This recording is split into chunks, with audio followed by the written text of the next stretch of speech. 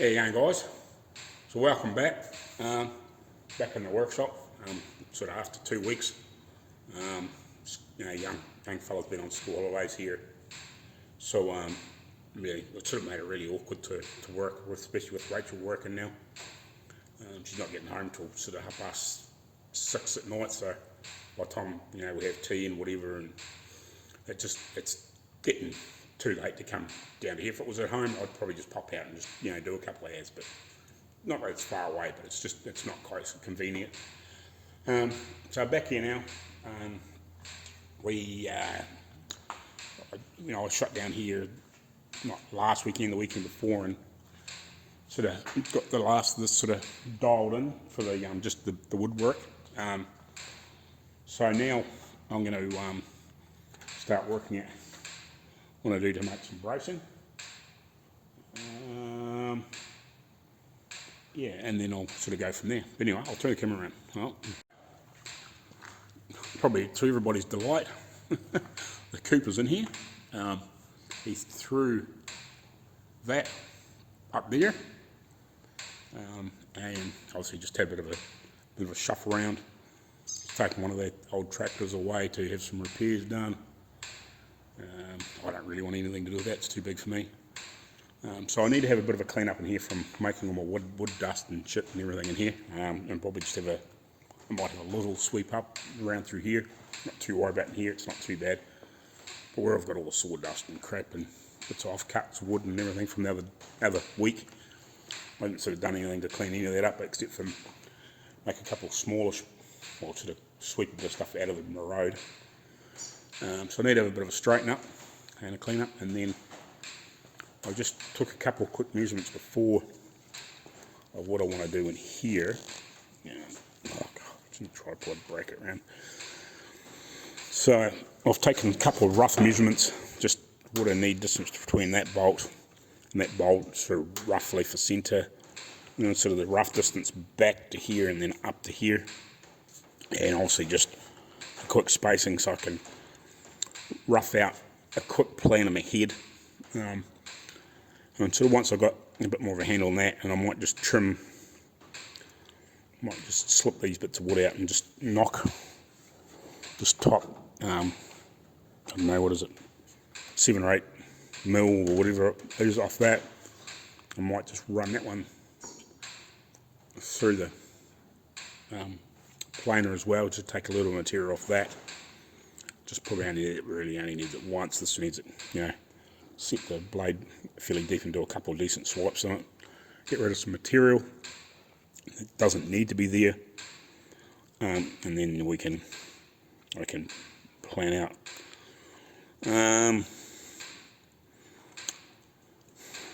So apart from anchoring on here and here, it'll be definitely, I'll make some holes in it, sort of like these ones over here. It's got counter-sunk screw heads. I'll do, I don't know, probably three or four holes in it along this length to help screw it down to anchor it into this wood as well as back down through the chassis with those bolts. And then we'll come up in here and I'll tie it into here.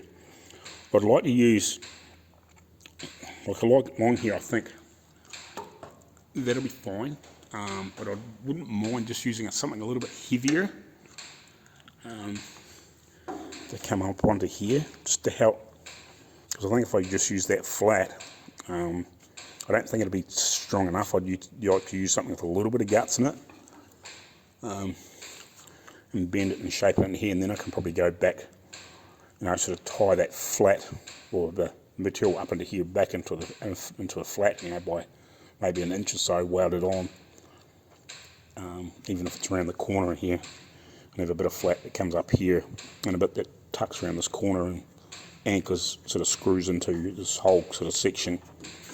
It takes a bit of guts, and I might even possibly have it so it'll screw in through this as well, and obviously find that when we bolt it all in, find the tap that's the right thread for this, and screw it through both pieces of steel. And So it locks one into the other, and maybe just put a nut on the top of it or something to help clamp it all together and to really tie it in together. And that'll make that nice and stiff and strong. Or stiff and as strong as it can be with, you know, a timber frame in the bodywork. So yeah, friggin' noisy electric fence. So anyway, yeah, probably, yeah, I don't know if there's still sheep in here or not, but anyway, we'll get into it.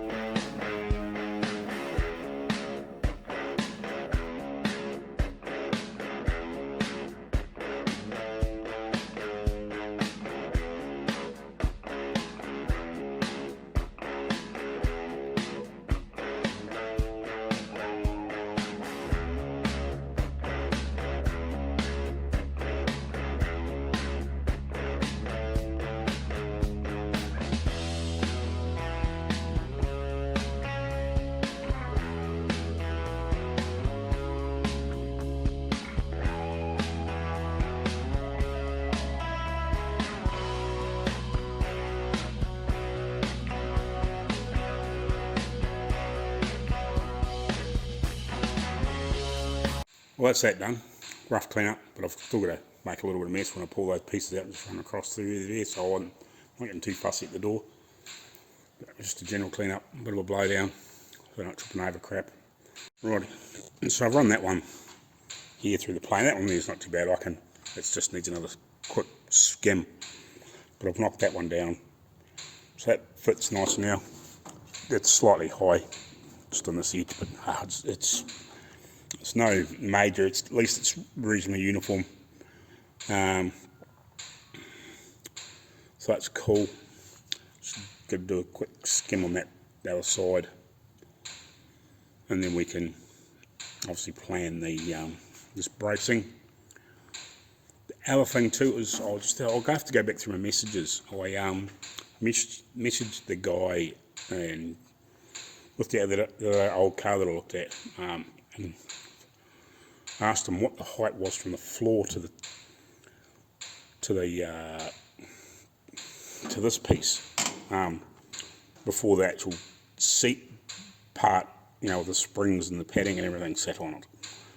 And he said it was about 4 inches. So what I'll do is I've got the piece that I cut off here, and I'll tuck it underneath there, and I'll get a rough measurement, because on this front seat, actually I'll get the other piece. I'll sort of sit it together. So it's got this piece here.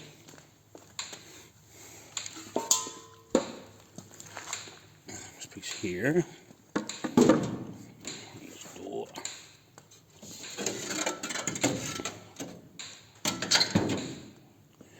So this here sits in here like, obviously without all the other crap in the road.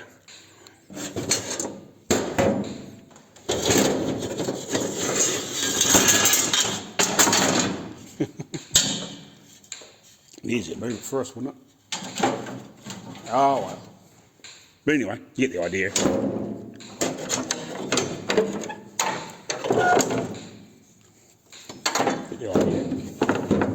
That sits on there, and then that would sit on, I'm guessing, that edge like that, and then obviously the base of the seat's made on it. So this is meant to be, from what I can tell from the floor to this, top of this is about 4 inches. So I need to see whether this is going to be about the same, to make sure it is the right height. But that's no biggie. I don't think it's going to be far away by the time you put, you know, possibly a piece like that on it, and then made something like that to fit on here. it's going to be close. So what I might do is I might just have a quickly measure of that with that sitting there. I'll get that sitting down a bit better and just do a quick measurement and see if that's about 4 inches. And if that's right, because this would have been made off the original car, but this here, obviously they had nothing to make it off, they were guessing. So yeah, I need to check to see whether that's about 4 inches, and then I can, then we can work out from there what we need to do for the back seat. Yeah, but that's not going to affect my bracing, but yeah. So we'll sort that out. Yeah, alright, we'll get back to you shortly. Right, so yeah, this seat frame with this sitting on it, which would be the equivalent of making that other piece and then putting the metal bit around it, is about 4 inches as well. But this other piece to the top of that metal frame is higher than that, but to the wood piece is about 4 inches.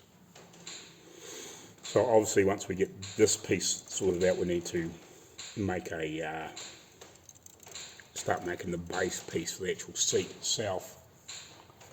Something similar to the front, I'm guessing, but the seat's going to be more square back here, obviously allowing for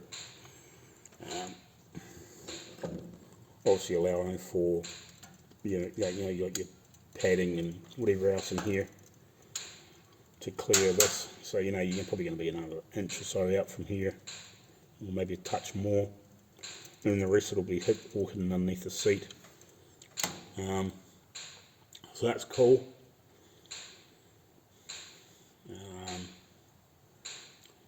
Yeah, because obviously this seat needs to be slightly higher at the front than it does at the back too.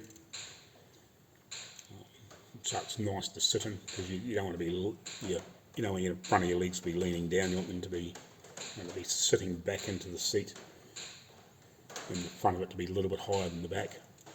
So it's nice to sit in and comfortable. So yeah, but I'm at the point now where I really need to make these brackets. So I've just been looking at that photo that I've got, which is pretty much looking at here, off that other old car. So I've just drawn a line between that sort of runs along there to there. It doesn't quite go like that, from what I can see, because I can only see part of the bit of steel.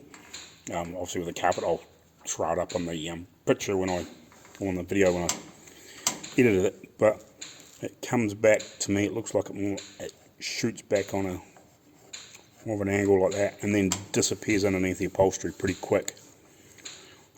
This piece of wood mightn't be quite out so far, but it's not going to matter. Like, you're only losing, a few mil. Look, I think that looks, it's just, it's 1.5 dozen the other. But this looks like it shoots back on an angle, sort of like this, and then probably just goes straight along here parallel with this. So it sort of disappears underneath the, if you imagine that this bit of wood here is the edge of the upholstery, and then like there's that metal piece that sits there. I don't know if you can see that metal piece. That basically just runs straight across here, from what I can tell in the pictures. It's just, you can sort of, comes down to the edge of the upholstery, and that's just across there. There's no thing like that, it's just straight across from what I can see. So yeah, this metal bracket, if that was, say, the upholstery, it just, obviously comes around into here, but it just disappears like that. So I think that's what I'll do. I'll make it like that, to where it sort of disappears underneath the edge of this upholstery. I'll just make it go along in here. How much I bring it back over to here, I'm not sure. I might make it fairly solid, because I would, even if I have to put the odd screw in here, it's not going to matter much. Yeah, as I said, like, tie that piece of steel up into here. So yeah, I'm starting to get a plan together. I just wanted to check those photos just to get an idea of that piece of steel was hidden in that picture. because you can see it's where the carpet's worn away, and you can sort of see the edge of the bit of steel. So obviously with people with their feet on it and whatever, it's been worn off, and you can see the edge of the steel quite easily against the wood and the carpet. So that's cool. Gives me a bit more of an idea. So I might measure out here just roughly even front to back, and draw a straight line down there, and then I can start working that piece out, and I can at least cut that bit and then work out what we're going to do up here.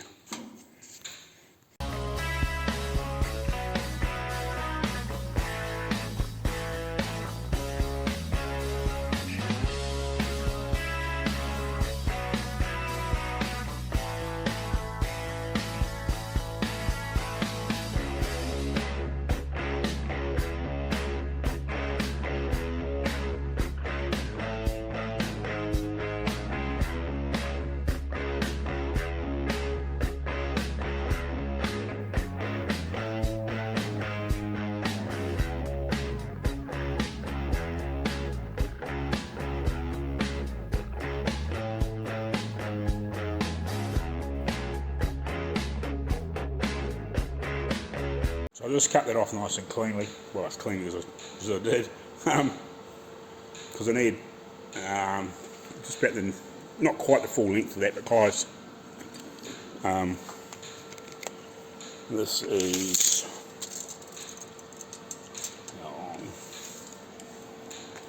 so this is not quite 800 millimeters long.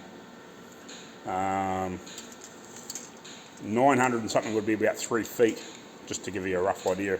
And I need about 700, I think it is. Just past those bolts, I'll just double check that again, just make sure I'm right in my own head. If you can see what I'm doing there. But anyway, I'm just the other side of that bolt to the front here. Yeah, I need about 700 mils just to allow me a little bit to trim off and shape and obviously come back past this. So yeah, and this is about 70 mils deep, or not quite 3 inches, and it'll be a little bit over, it'll be about 4 inches by the time it gets out to that front bolt in width. So if I lay that piece of steel on here, it's about 4 inches from here to here, or thereabouts, and it's not quite 3 inches to just past this other bolt.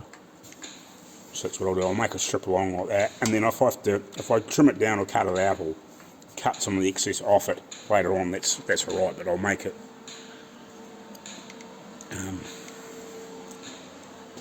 Yeah, I'll mark out on here basically 4 inches or 3 inches, and then I'll come along, and then so far along we'll cut back over to the 4 inches to go around that front bolt, and then I can trim it and sort it from there. So yeah, but I'll probably do that after lunch. I'll just do another couple of quick measurements, and I'll just start doing some basic layout on here before I go and have some lunch.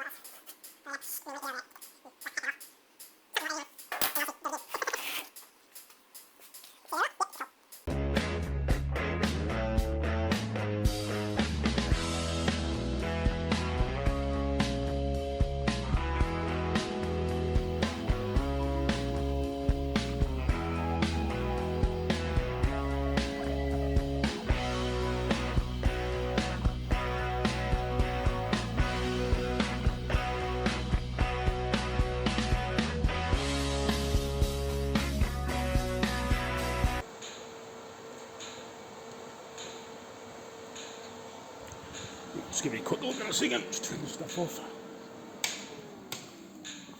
Right. So you know, not a million miles away. Obviously trimming sort of thing. So it's sitting on top of that bolt there. And there. So yeah, like a trim up, get rid of the excess. Obviously shape it and whatever. That should be pretty good. And it obviously needs bent down about here somewhere.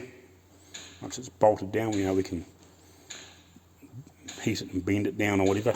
But yeah, no, that'll work good.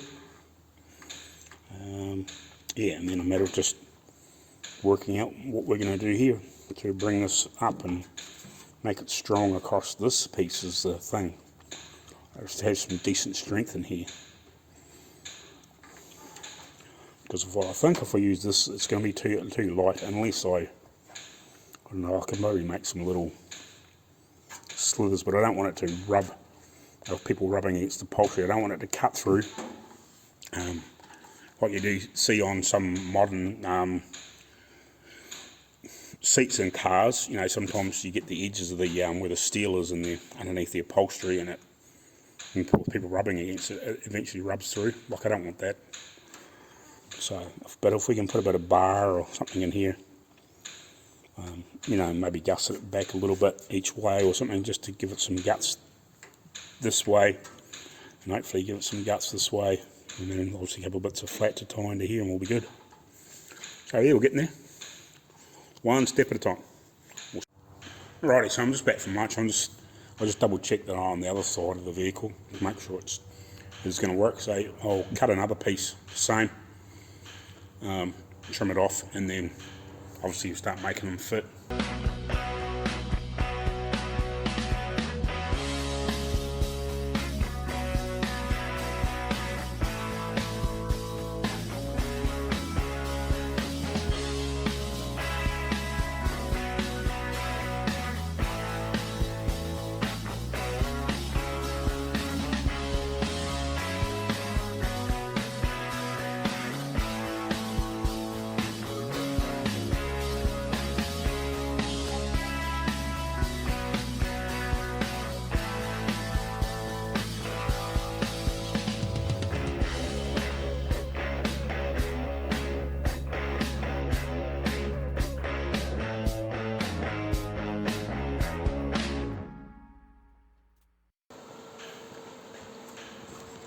I might stick on the vicing and clean up, sort of clamp the two together so they're nice and even, then I'll clean them up, and then eventually I'll knock the end off when I'm a bit more